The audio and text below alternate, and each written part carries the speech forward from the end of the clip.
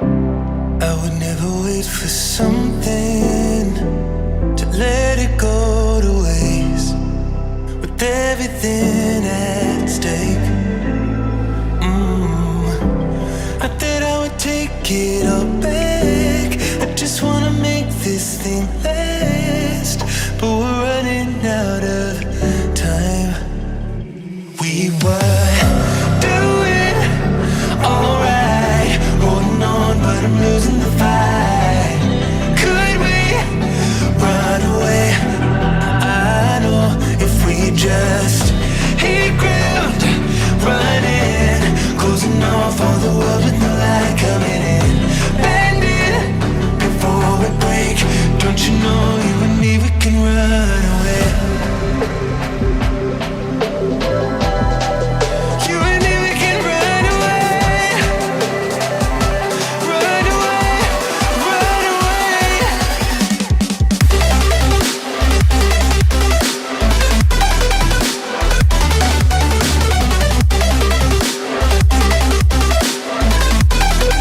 You and me, we can run away.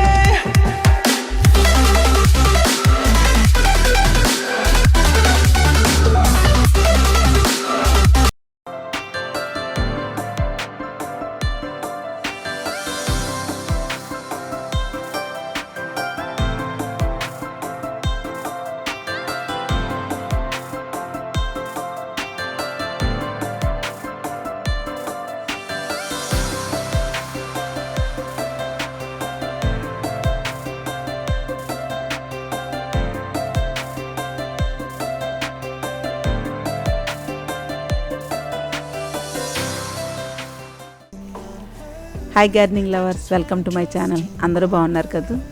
ఈ వీడియోలో ఆకుకూరలో వేసానండి, అవి వచ్చినవి చూపిస్తున్నాను. ఇదిగోండి మెంతికూర వేసాను. మెంతికూర పడిపోకుండా ఇంకో లైన్లో వేసానండి. అలాగే కొత్తిమీర, తోటకూర కూడా వేసాను.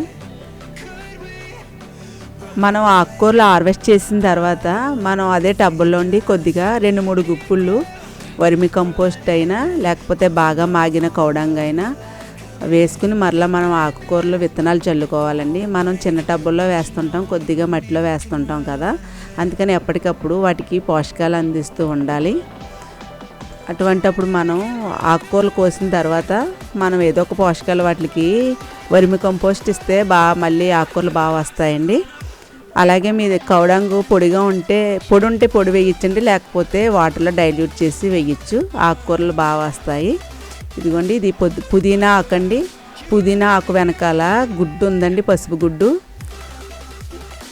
ఈ పుదీనా అంతా కూడా పెస్ట్ పట్టిందండి. ఈ గ్రీన్ టబ్లో చూడండి ఎంత ఫ్రెష్గా ఉందో. ఈ ధర్మకోల్లో టబ్లో కూడా చూడండి ఎంత ఫ్రెష్గా ఉందో. ఈ బ్లాక్ టబ్లో అయితే మొత్తం బ్లాక్ టబ్లో ఉన్న పుదీనాకైతే అండి మొత్తం పెస్ట్ ఉంది. దానికోసం నేను ఇదిగోండి ఒక ద్రావణం తయారు చేస్తున్నాను. ఒక 30 కుంకుడికాయలు కొట్టి అందులో వేడి నీళ్ళు మరగబెట్టి 1 స్పూన్ ఇంగువ, ముద్ద ఇంగువ వేస్తున్నానండి. వేడి నీటిలో వేసి అలాగే కాక నూనె వేస్తున్నాను 2 స్పూన్లు. కాక నూనె అయితే మొక్కలకి బాగా పనిచేస్తుందండి. మామూలు నూనె కంటే కాక నూనె వేస్తే మనకి బాగుంటుంది.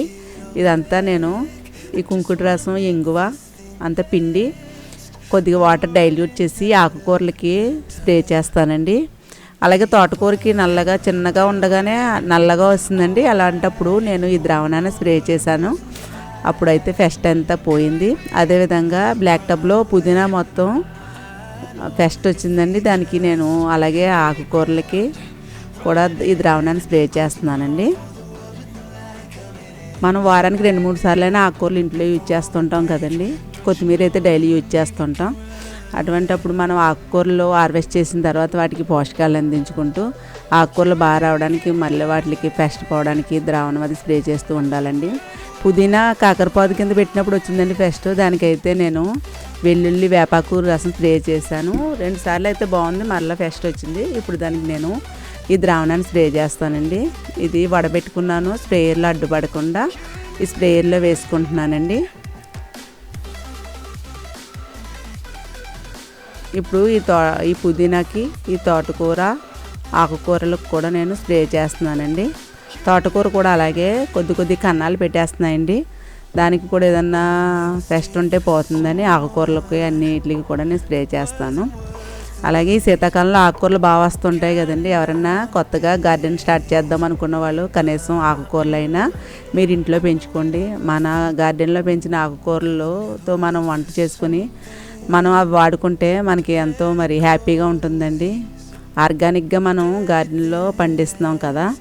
బయట ఆకుకూరలు బాగోవు. మరి మన దొడ్లో మనం పండించుకున్న ఆకుకూరలు మరి టేస్ట్గా ఉంటాయండి, హెల్తీ కూడా. ఆరోగ్యమే మహాభాగ్యం అన్నారు కదా. అందువల్ల ఎవరికైనా ఇంట్రెస్ట్ ఉన్నా మీరు పెద్ద ప్రాసెస్ అనుకుని మీరు గార్డెనింగ్ స్టార్ట్ చేయకుండా ఉన్నవాళ్ళు ఇప్పుడైనా స్టార్ట్ చేయండి. ఆకుకూరల మేరకైనా మీరు ఇంట్లో పెంచుకోండి. బ్లాక్ టబ్లో వేసుకుంటే మనకి ఆకుకూరలు బాగా వస్తాయండి. బ్లాక్ టబ్ అయినా వెడల్పుగా గ్రో బ్యాగ్స్ అయినా ఏవైనా పర్వాలేదు. మట్టి మీకు ఏది అనువుగా ఉంటే వర్మి కంపోస్ట్ కావడానికి ఏదైనా సరే కొద్దిగా ఇసుక యాడ్ చేసి ఆకుకూరలు పెంచుకోండి. త్వరగా అయితే మెంతికూర, తోటకూర అయితే త్వరగా వస్తాయి. తోటకూర, మెంతికూరతో స్టార్ట్ చేయండి. పుదీనా, పాలకూర అయితే ఒకసారి పెట్టుకుంటే చాలు విత్తనాలు. పుదీనా ఒక దుబ్బు ఉందంటే పప్పులోకి వచ్చేస్తూ ఉంటుందండి మనకి. మనం హార్వెస్ట్ చేస్తుంటే మళ్ళీ వెంటనే వచ్చేస్తూ ఉంటుంది. పుదీనా, పాలకూర కూడా. పుదీనా మిగిలిన 2 గ్రో బ్యాగ్లో థర్మాకోల్ బాక్స్లో కూడా ఎంత హెల్తీగా ఉందో చూడండి. బ్లాక్ టబ్లో అయితే మొత్తం పెస్ట్ వచ్చింది. దానికి నేను ఇది స్ప్రే చేసి చూస్తానండి. ముడత వచ్చిన ఆకుని అంతగా తగ్గకపోతే ముడత వచ్చిన మొత్తం ఆకంతా తీసేస్తాను. ఈ శీతాకాలం పెస్ట్ ఎక్కువగా ఉంటుంది కదండి.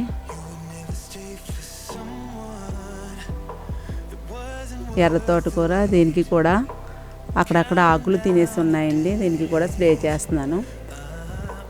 ఈ ఎర్ర తోటకూర అయితే ఈ మధ్య కోయలేదండి. ఇది ఎంత పెద్దగా ఉన్నా సరే టేస్ట్ బాగుంటుంది మనకి తోటకూర.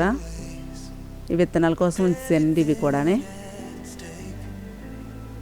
ఎర్ర తోటకూర విత్తనాలు అయితే మాకు ఇక్కడ అవైలబుల్గా ఉండవు. విత్తనాల కోసం వదిలేసానండి. ఇది గ్రీన్ తోటకూర. తోటకూర అయితే త్వరగా వచ్చేస్తుందండి. అలాగే బీరపాదుకు కూడా స్ప్రే చేస్తాను. ఆకు వెనకాల పచ్చగుడ్డు ఉందండి. దీనికి కూడా ఆకుకి పౌడర్ మిలియో వచ్చింది. బీరాకుకి బాలైన ఆకులన్నీ తీసి నేను గార్డెన్లో దూరంగా పడేస్తున్నాను. ఈ బీరపాదుకు కూడా ఈ ద్రావణాన్ని స్ప్రే చేస్తున్నానండి. మన గార్డెన్లో వారానికి ఒకసారి ఫెస్ట్కి ఏదో ఒకటి స్ప్రే చేస్తూ ఉండాలి. అలాగే 15 రోజులకు ఒకసారి అండి పోషకాలు ఇస్తూ ఉండాలి. మనం అలాంటప్పుడే కాపు ఎక్కువగా మనం తీసుకోగలుగుతామండి. ఈ ద్రావణం స్ప్రే చేయడం వల్ల ఈ పసుపు గుడ్డ అది పోతుందండి. ముందు ఒకసారి ఇలాగ స్ప్రే చేస్తే పసుపు గుడ్డ అది ఉన్నప్పుడు నేను స్ప్రే చేశాను, తగ్గింది. మరలా ఇప్పుడు స్ప్రే చేస్తున్నాను.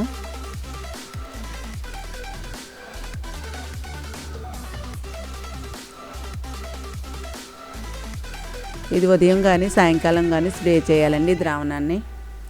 ఈ వీడియో మీకు నచ్చితే లైక్ చేయండి, షేర్ చేయండి, బెల్ ఐకాన్ యాక్టివేట్ చేయండి. మరిన్ని వీడియోల కోసం నా ఛానల్ సబ్స్క్రైబ్ చేయండి. మరొక వీడియోలో కలుసుకుందాం.